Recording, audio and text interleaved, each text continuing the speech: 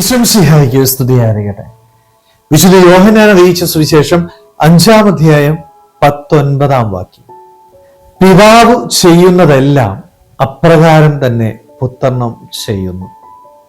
ഈശോ ഈ ഭൂമിയില് നമുക്ക് ചെയ്തു തന്നതൊക്കെയും പിതാവിന്റെ ഇഷ്ടം അല്ലെ. പിതാവ് ചെയ്ത് കാണിച്ചു തന്നത് ജീവിതത്തില് പ്രാവർത്തികമാക്കി കടന്നുപോയ വ്യക്തിയാണ് ഈശോ എന്ന് പറയുന്നത്.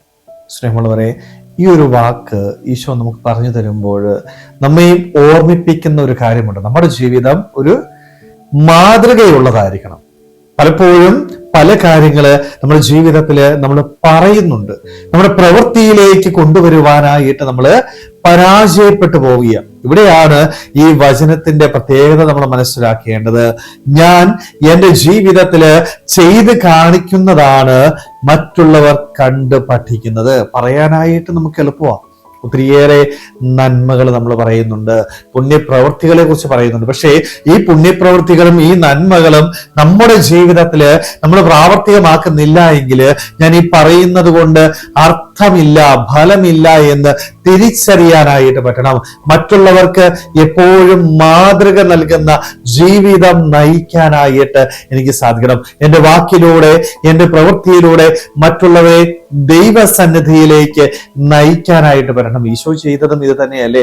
അവന്റെ ഓരോ പ്രവൃത്തിയിലൂടെയും അവൻ ആഗ്രഹിച്ചത് നമ്മളൊക്കെ പിതാവായ ദൈവത്തെ സ്നേഹിച്ച് പിതാവിന്റെ സന്നിധിയിലേക്ക് കടന്നു വരണം.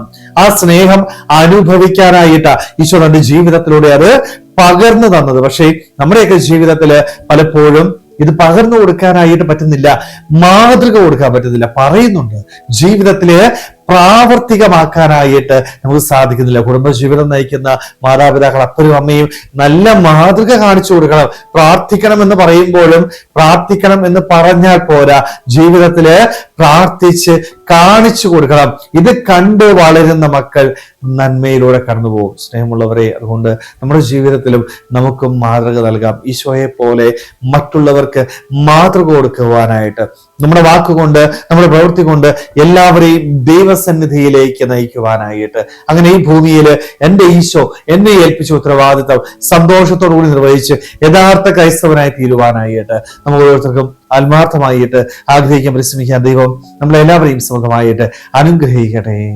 ആമേൻ.